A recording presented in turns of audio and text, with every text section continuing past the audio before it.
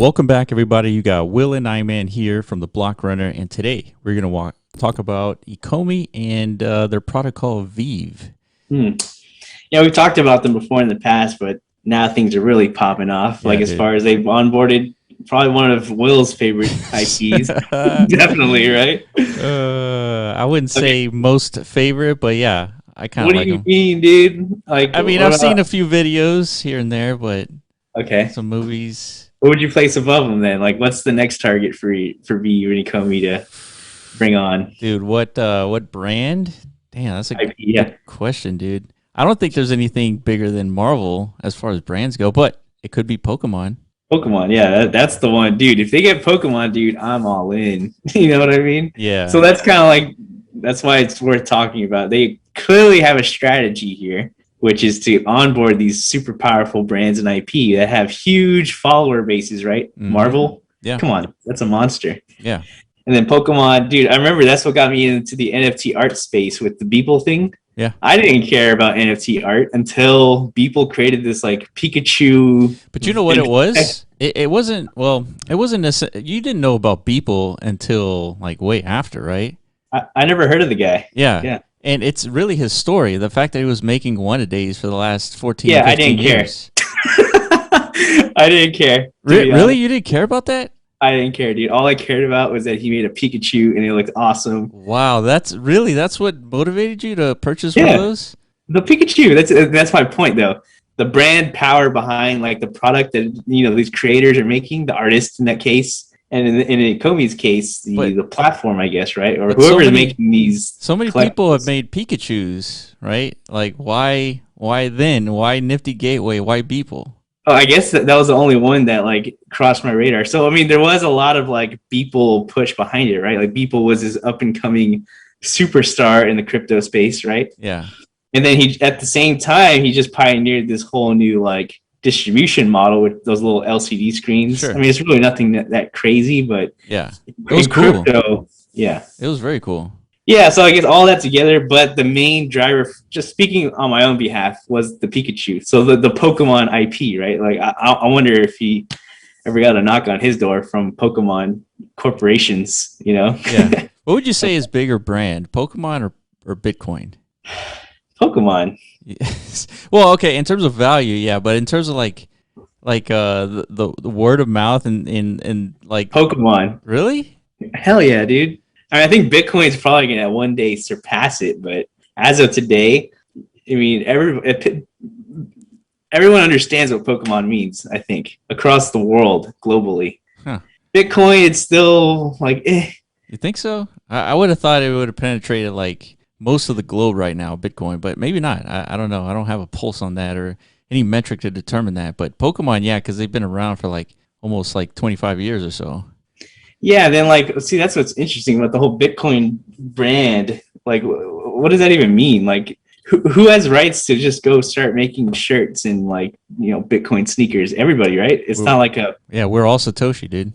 Yeah, so anybody can capitalize on that brand power if you want, right? Yeah. There's no Bitcoin corporation. Roger Ver is not going to come fly into your freaking house with a helicopter, right? And he's going to be yo, or Craig Wright, whoever claims to be Satoshi. Yeah.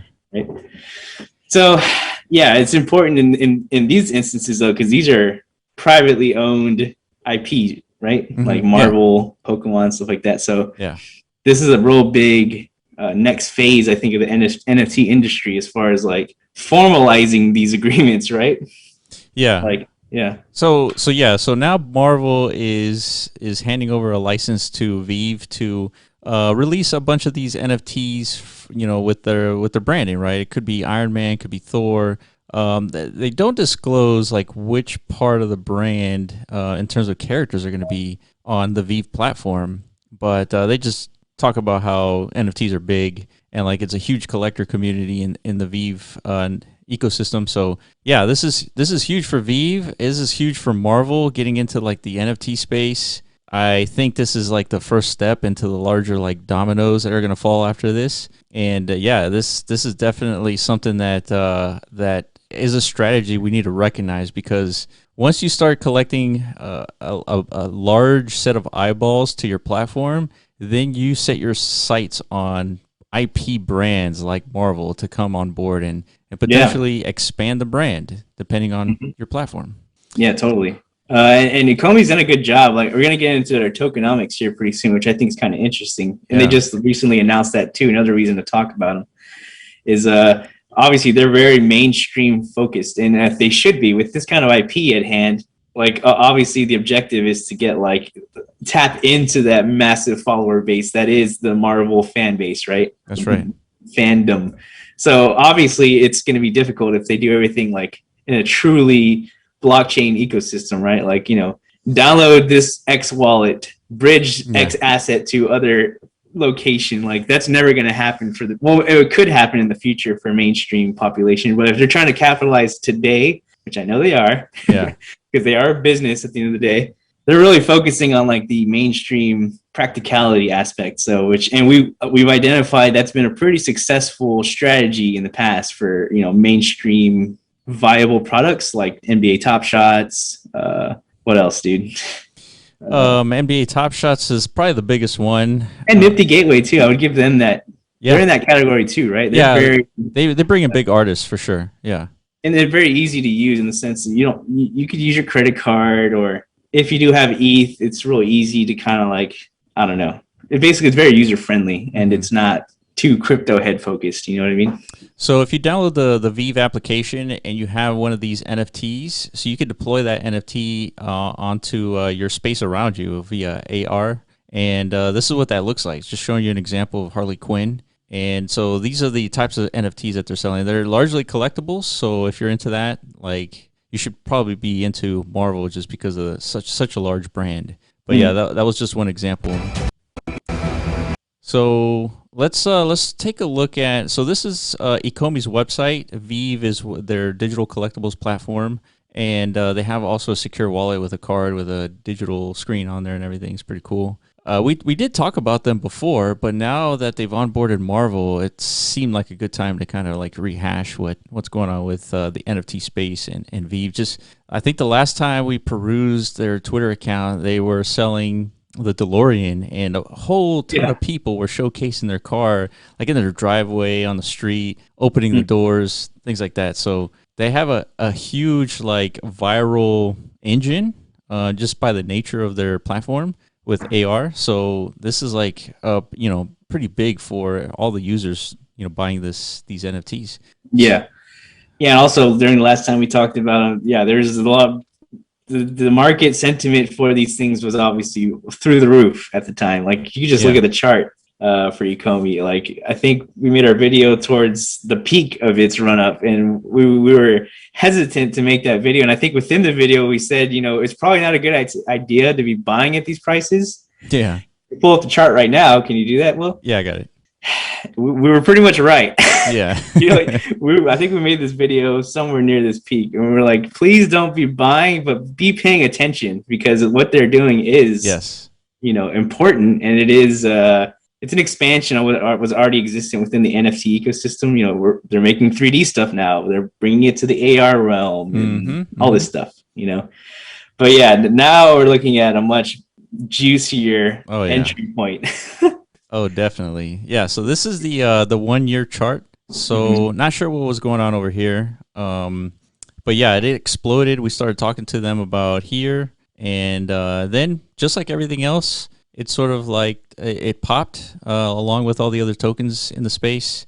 And yeah, like you're saying, this is a huge opportunity right now. And now with Marvel entering Vive, like, dude, this could be a good opportunity. It could, yeah. I mean, I think a lot of the speculative sentiment is going to come with more future onboarding of IP. But I mean, if they already secured Marvel, whatever it is that pitch they have going on in the background, like during these like big executive meetings, it's a good pitch because it's worked good enough. It's worked good enough to get Marvel on board. It should work across the board, you would think. Yeah, and check this out. So Vive is leading the mobile-first digital collectibles platform with over 300,000 users and over 500K digital collectibles since the beginning of 2021, dude. Jesus. So they are doing their part in terms of onboarding people who've never heard of blockchain before and wrapping that into their IP, right? Marvel, DeLorean, things like that. So Yeah, Yeah. man, that's like a bunch of new users in the crypto space perusing different crypto projects.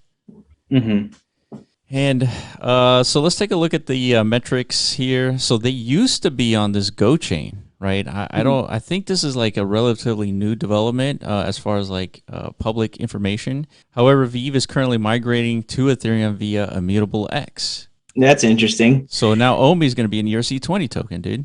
Yeah, that's interesting also. But next interesting in the sense that we haven't really made a dedicated video about them, but we've heard lots of noise. Mm-hmm. I think they come from the same team that made Gods Unchained, another popular NFT project. Yep. But that team recognized, I don't know, probably a couple of years ago, like, dude, Ethereum kind of sucks when it comes to building these kind of products on top of it. So we need to.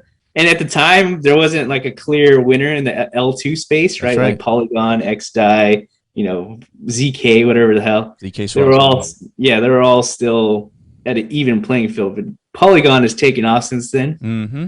But Immutable X, man, looks like they're making some moves, Yeah, I mean, onboarding Vive or Ecomi onto their platform and bridging over to Ethereum, that's huge. I think Ethereum it's probably the place you want to be in terms of liquidity. It's not the best place for like a game ecosystem just because gas has been pretty calm the last couple of weeks.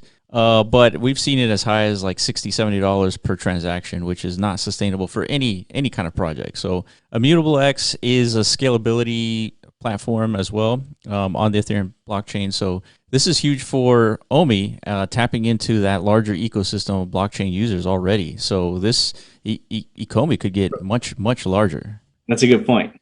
Yeah.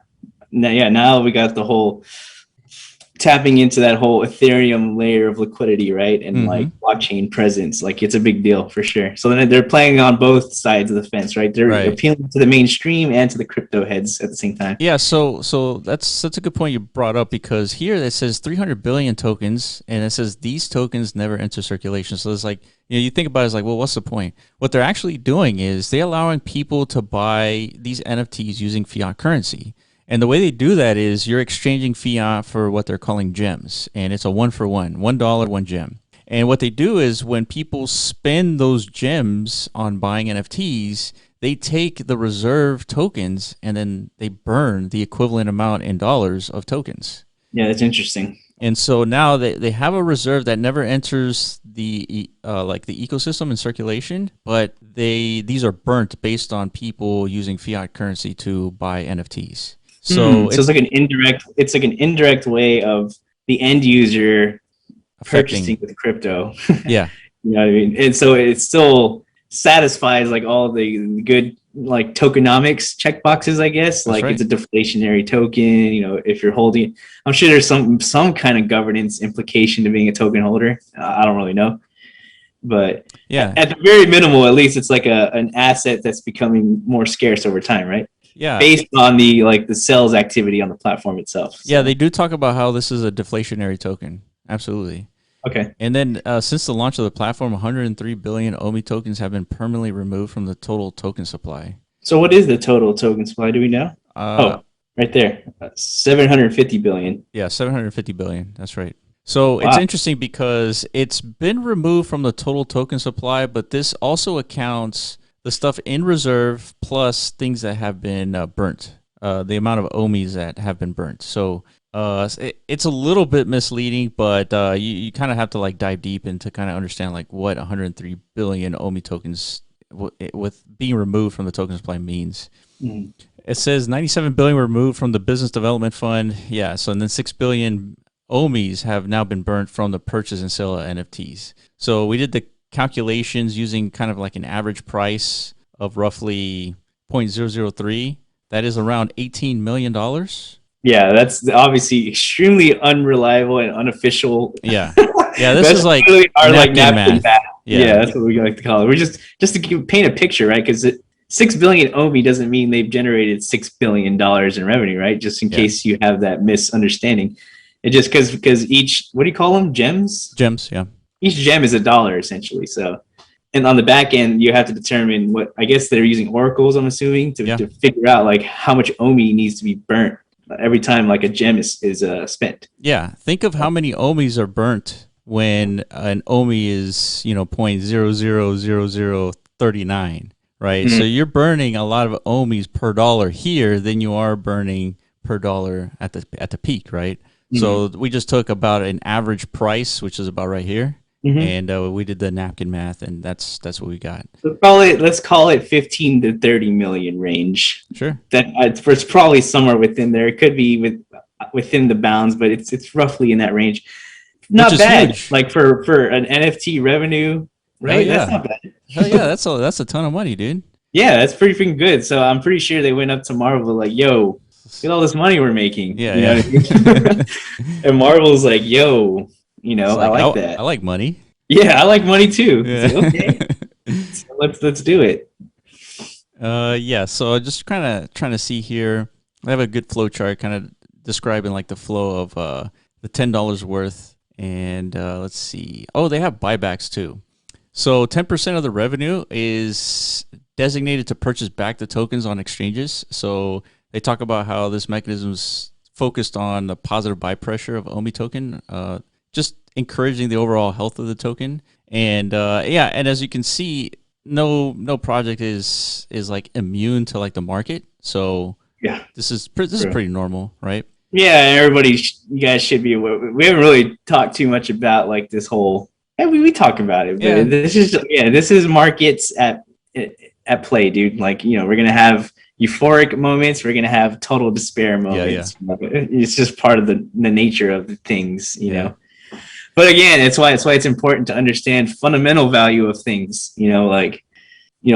Whenever there is maximum despair moments, like I don't know if we're truly there yet, but it's pretty dark in the altcoin space. It's a pretty dark time. Most people have probably lost roughly 70 to 80% of their crypto wealth, like in a flash of an eye, essentially. Yeah.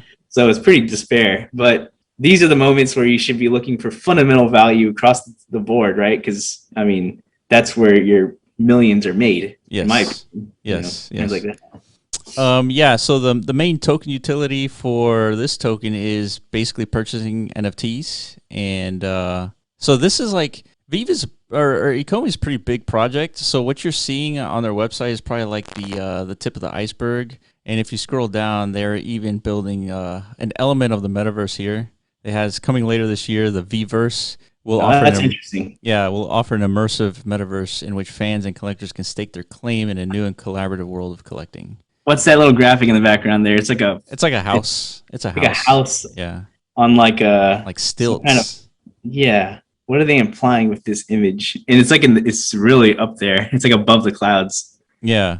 Yeah, it could be like a shared space, and maybe could be a shared gallery where they can kind of show off all the stuff. Because think about it. Their app is like deploy your 3D content like in the world around you. But you can't really share that unless you're around people. So it's kind of like look at my screen, right? Yeah, basically. Yeah. Like everybody hover around while I show you my shit. That's right. My phone. So in the metaverse, it's more like, hey, here's a link to come to my house and check out my stuff. Yeah, that way, okay, guys, stay away from me, but get on your own phone. Yes, that's right. And let's all go merge into the same virtual space. Like that is the more of a metaverse like experience, right? Yeah, that's right. So a shared world, it makes sense. It's huge. Like if you think about like general collectibles, like hardware, like the Pokemon cards that we used to have, they you'd have to be present in order to see this. Now you can be anywhere in the world to see the collectibles now. So it's a really solid idea. Yeah, it's cool. And it's another trend that's emerging. It's a space that we're in. That's right. The metaverse sector. Like we've been claiming the metaverse sector is going to be like the big eureka moment for the NFT industry. I think like NFT projects are going to realize like, oh shit, the metaverse layer is like the whole end game to this shit, right? Yep. Like we're making content, but it's kind of like dead content. There's like no real intimacy with that content. The only way to achieve that is to actually create virtual realities, virtual presence for this content. That's right. What I mean? So yeah, the fact that that's on Ecomi's radar and their roadmap, that means they're thinking about it the right way. Mm-hmm. So that's a good sign. Yeah, so that's been Ecomi and VeVe. Let us know if you have any questions. We were going to talk about like the whole IP aspect, but we have run out of time. Maybe this is for like a longer segment in our podcast for sure. True. But yeah, if you guys have any questions on Ecomi or Vive or the token itself, let us know in the comments below. Follow us on Twitter at The Block Runner and also at MetaZone.io and also at Ethermon_NFT. And we will catch you in the next video. Peace out.